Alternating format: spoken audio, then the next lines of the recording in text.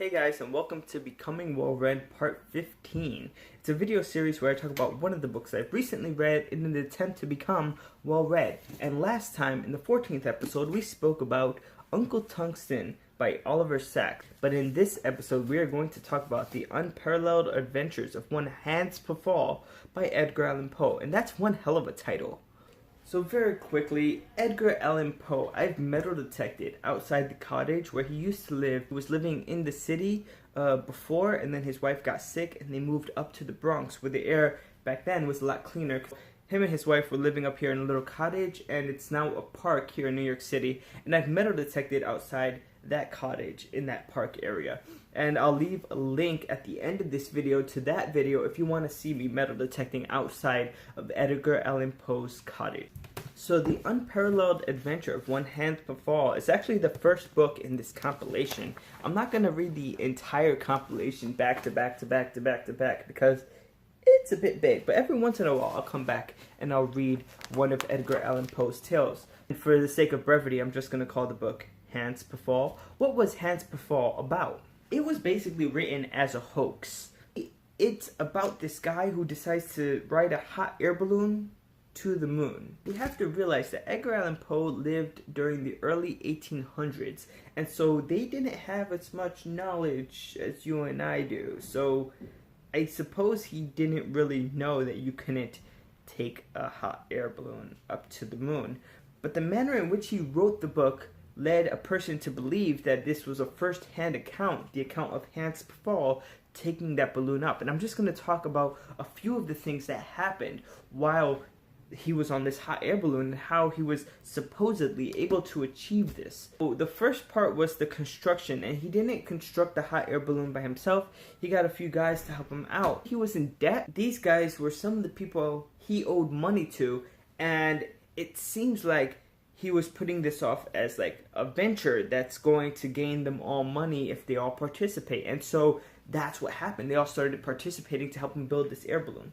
Once the hot air balloon was created, I remember it was raining. It was raining that night, and something happened. I don't know if it was an explosion which shot the hot air balloon into the air, but you're left with the feeling that the guys who were helping him probably died.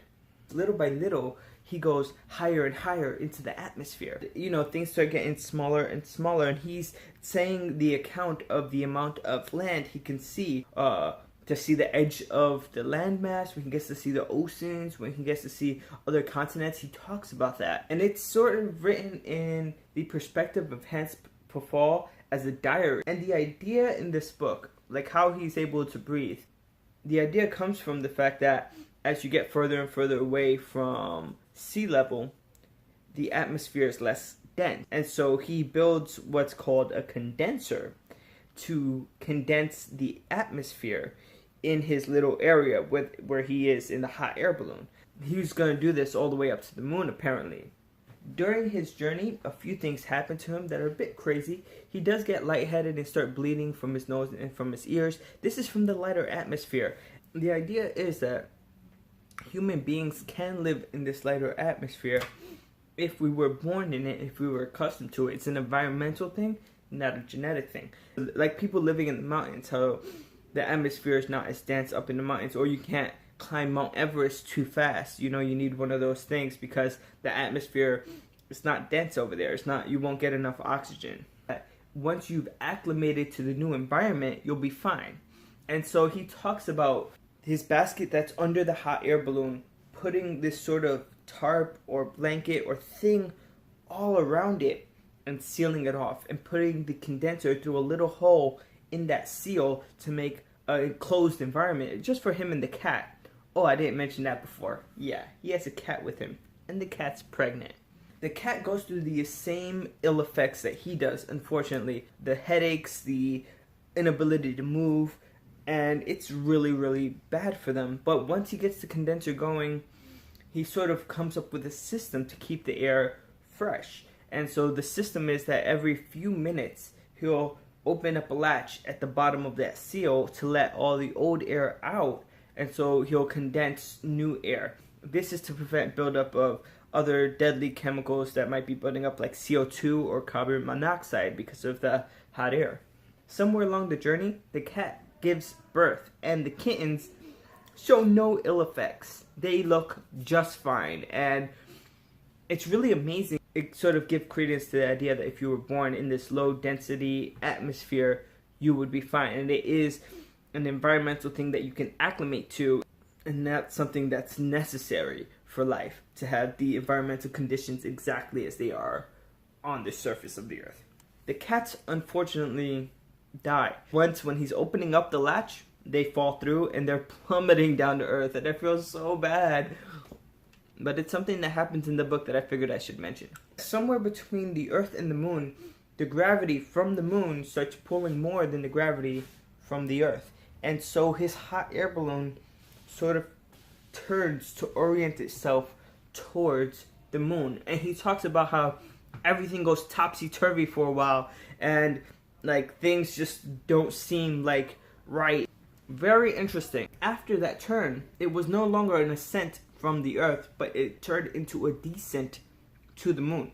And so he got closer and closer to the moon, and things started, I guess, firing up to the hot air balloon.